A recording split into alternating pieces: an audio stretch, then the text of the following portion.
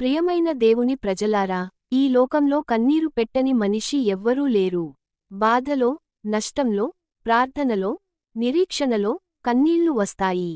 కానీ ప్రశ్న ఏమిటంటే, మన కన్నీళ్లకు దేవుని దృష్టిలో విలువ ఉందా? బైబిల్ స్పష్టంగా చెబుతుంది, దేవుడు మన కన్నీళ్లను లెక్కపెడతాడు. ప్రియమైన స్నేహితులారా, ఈరోజు మనము మన యొక్క విలువైన కన్నీరు గురించి ఆత్మీయ అర్థం తెలుసుకుందాము. మన యొక్క కన్నీరు దేవుని యొక్క బుడ్డిలో ఉంచబడినవి అని మీకు తెలుసా? నీ కన్నీరు వృధాగా ఖర్చు చేయకుము.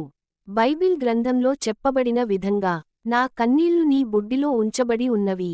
కీర్తనలు 56 అధ్యాయం 8వ వచనంలో చెప్పబడింది.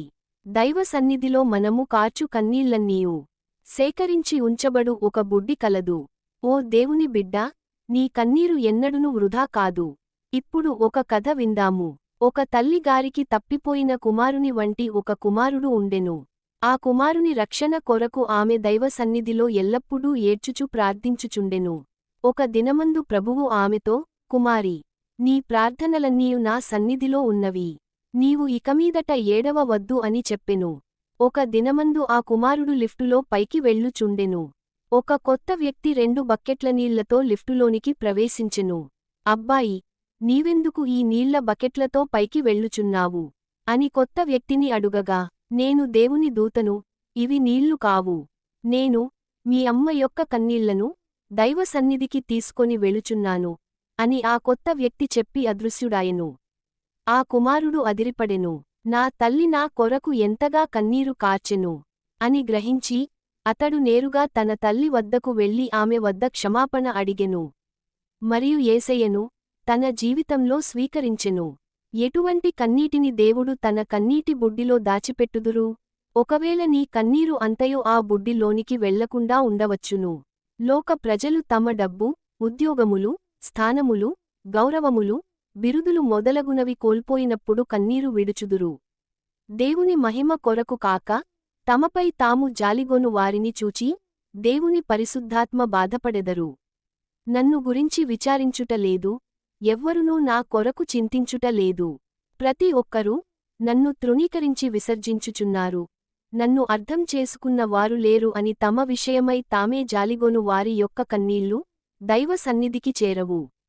ప్రభువా, నాకు కావలసిన అంత డబ్బు లేదు, కాబట్టి నాకు ఒక మంచి ఉద్యోగము కావాలని అనేకులు ఏడ్చెదరు. ఆ రీతిగా ప్రార్థించుట తప్పుకాదు, కానీ భూ సంబంధమైన అవసరతల కొరకు మీరు మీ కన్నీటిని వృధాగా ఖర్చు చేయవద్దు. మానవ శరీరములో పరిమితి అయిన పరిమాణములోనే కన్నీరు కలవని వైద్యులు చెప్పుదురు. నీవు ఈ లోక సంబంధమైన కార్యముల కొరకు నీ కన్నీళ్లను వ్యర్థము చేసినట్లయితే, ఆత్మీయ కార్యములకై కన్నీరు కార్చుటకు కన్నీరు ఉండదు. నీవు వస్తుసంబంధమైన కార్యముల కొరకై కన్నీరు కార్చి వాటిని పొందినను, నీవు మరణించినప్పుడు నీవు రిక్తముగానే వట్టి చేతులతోనే వెళ్ళెదవు. పరలోకమునకు వెళ్ళినప్పుడు నీ కన్నీటి బుడ్డి ఖాళీగా ఉన్నట్టు చూచిన ఎడల, పరలోకంలో దేవుని ఆశీర్వాదములను చేజారీతివని అర్థము.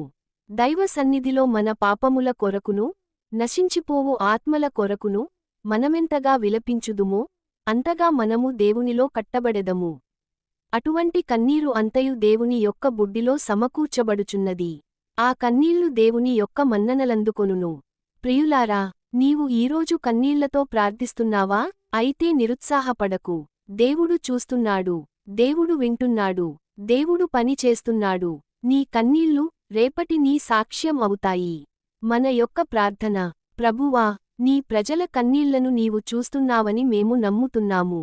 మా కన్నీళ్లను ఆనందంగా మార్చుము. మా కన్నీళ్లను ఆశీర్వాదాలుగా మార్చుము. యేసు నామములో ప్రార్థించుచున్నాము. ఆమేన్. ఈ వీడియో మీకు నచ్చితే లైక్ అండ్ షేర్ కామెంట్ చేయండి. మా ఛానల్ను సబ్స్క్రైబ్ చేసుకోండి. ప్రైజ్ ద లార్డ్ అందరికీ.